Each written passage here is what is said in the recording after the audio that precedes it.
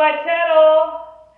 With daylight savings being around the corner, we need to talk about some home ownership tips. Alright?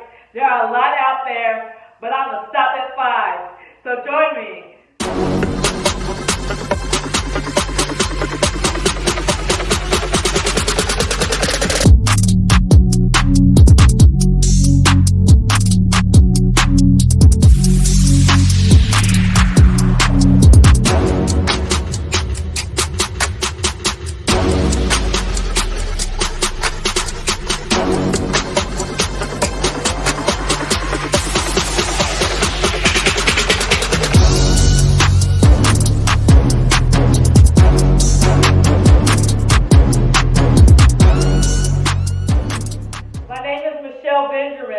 And I'm a realtor for Keller Williams McKinney and your North Texas Home Cupid.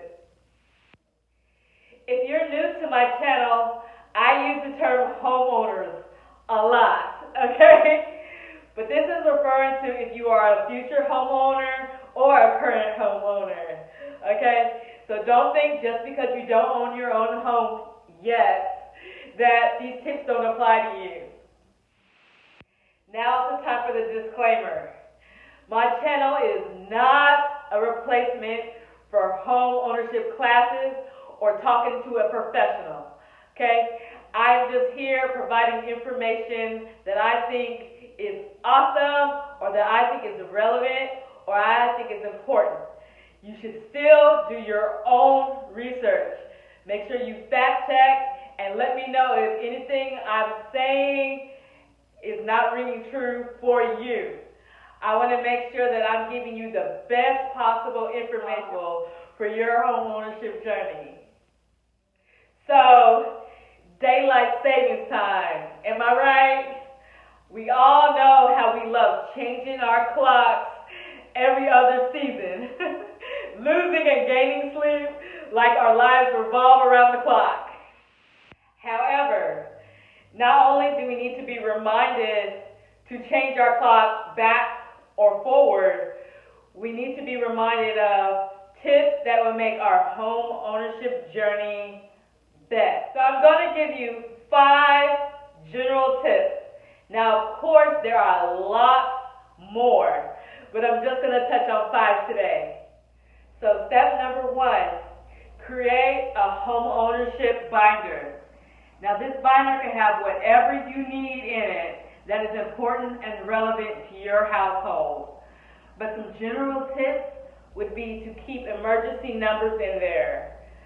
To know your first responders. If you have a sergeant or police officer that only does your area, make sure you have their contact number in there. Your local fire department, your local chamber of commerce, anything that will help you be successful in your home ownership journey.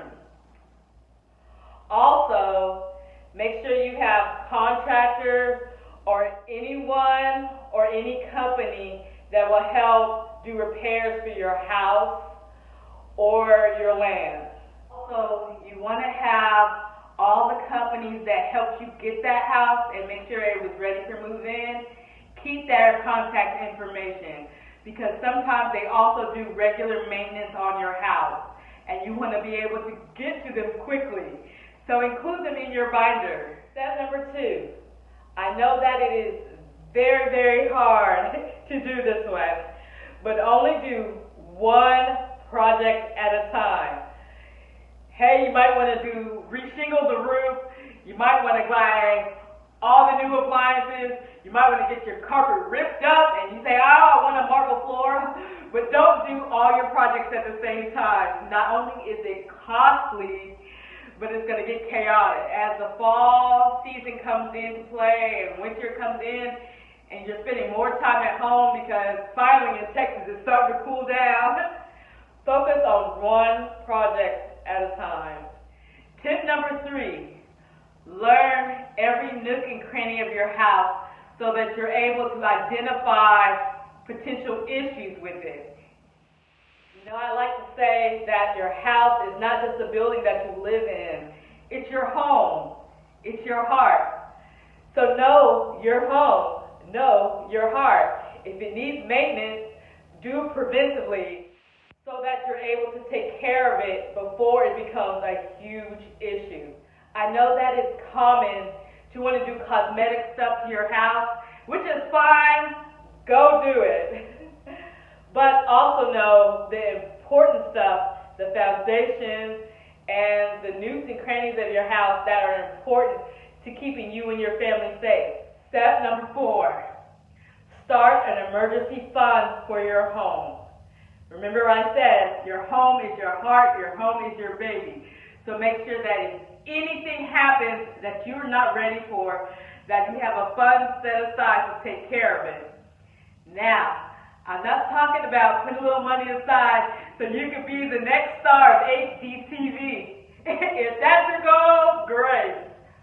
But what I'm talking about is money set aside for things like natural disasters, or if something happens to your home that you were not planning. Start now, or if you're not a current homeowner, go ahead and start putting that money aside now. Step number 5, get to know your neighbors. I cannot say that enough.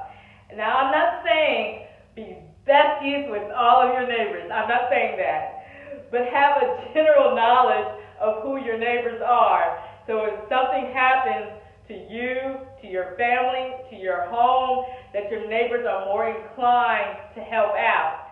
And that they're able to give first responders key information about you guys. Even on the fun end, you got Halloween coming up, block parties. It is so much more enjoyable when you know the people in your neighborhood. If you're a fun decorator like me, have little competitions. Who has the best holiday decorations in your neighborhood? Make it a friendly competition with your neighbors. Hey guys, that's all I have for you today. Again, there are plenty of tips and tricks out there for you as homeowners. Feel free to drop them in the comments below.